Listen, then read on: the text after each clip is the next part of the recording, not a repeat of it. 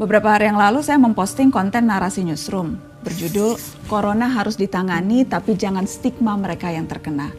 Isinya laporan peristiwa-peristiwa stigmatisasi antar warga yang terjadi belakangan ini. Misalnya di Medan, ada sekelompok warga menolak proses pemakaman jenazah seorang pasien COVID-19.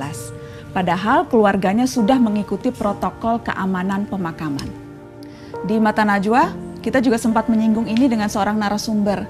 Setidaknya ada 4 perawat rumah sakit di Persahabatan Jakarta Timur yang diusir dari kosnya karena dianggap membawa virus. Para suster ini sempat terpaksa harus menginap di rumah sakit. Banyak komentar yang masuk di postingan itu. Saya ingin bacakan beberapa di antaranya. Ada dari Oceanikma. Di sini juga ada Kak Najwa. Jenazah sudah ditolak di 2 tempat, kemudian dikebumikan di wilayah lain. Tapi saat warga tersebut tahu itu jenazah COVID-19, warga geger minta dibongkar kuburannya. Miris lihatnya. Ada dari Jini, teman saya kerja di rumah sakit, sekarang seperti dikucilkan para tetangganya.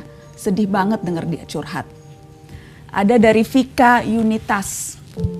Bahkan saya dan teman-teman yang ada di kota berstatus zona merah, padahal bukan ODP pun nggak diperbolehkan masuk ke kos. Ada teman saya yang diusir, di gerbang ditulis orang dari kota saya tidak diperbolehkan masuk. Ada dari Lucy Louis, kemarin ada pasien ODP datang ke rumah sakit tempatku kerja dengan nangis-nangis memohon untuk dibuatkan surat keterangan bahwa dia nggak kena COVID-19. Kami pun bertanya, kok sampai nangis segininya? Saya diusir dari kontrakan saya, Dok. Kata yang punya kontrakan, saya meresahkan masyarakat karena bisa nularin penyakit. Yang punya kontrakan sampai bilang kalau saya nggak mau keluar dari kontrakan silahkan tunggu warga datang untuk menggerebek rumah dan mengusir. Suami saya pun diancam mau dipecat, Dok, dari pekerjaannya. Saya sedih, Dok, nggak tahu harus berbuat apa dan tinggal di mana. Suami saya pun marah ke saya dan nyuruh saya keluar dari rumah. Cerita yang dibagikan seorang dokter yang juga membuat saya patah hati.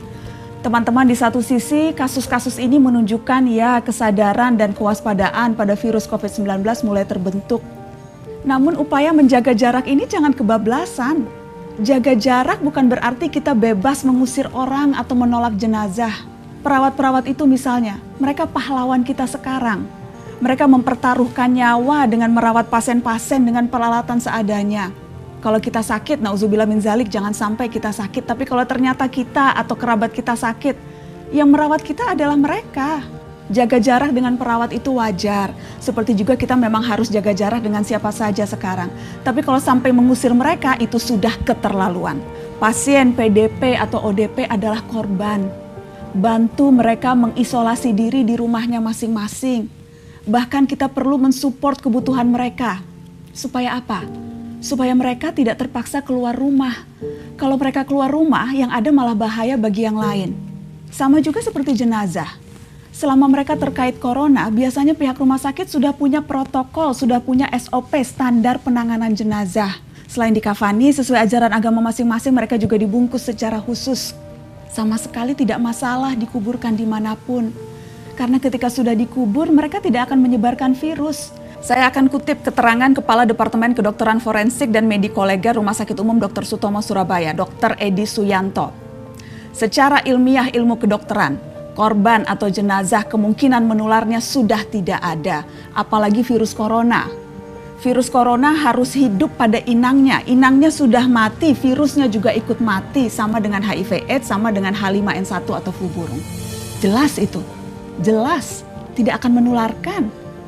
Pasien positif COVID-19 yang akhirnya meninggal saat mereka sakit tidak boleh dijenguk keluarganya. Proses pemakaman dilakukan dengan cara tertentu dan yang bisa menghadirinya pun terbatas. Masa tega saat keluarga hendak mendoakan di pemakaman diperlakukan seperti itu. Jadi kalau kita mengusir, kalau kita mengucilkan, kalau kita menghakimi dan menstigmatisasi korban corona itu jelas berbahaya. Karena membuat siapapun yang merasakan gejalanya jadi enggan melapor dan memeriksakan diri. Jika mereka enggan melapor karena takut diusir, dicemooh dan dihakimi, yang rugi kita semua. Virus jadi tidak terdeteksi sehingga menyulitkan memutus rantai penyebarannya. Ingat jargon lama, jauhi penyakitnya bukan orangnya. Seharusnya ini jadi pegangan kita. Cukup dengan jaga jarak, jangan diusir atau dikucilkan. Teman-teman, wabah ini diprediksi masih akan berlangsung panjang. Guncangan-guncangan sosial juga akan terjadi. Dan inilah saatnya memperkuat solidaritas. Jarak fisik memang harus direnggangkan, tapi ikatan sosial justru harus dirapatkan. Kita tidak bisa sendirian mengatasi wabah ini. Hari ini soliter seharusnya solider, jaga jarak dengan penyakit, bukan dengan kemanusiaan.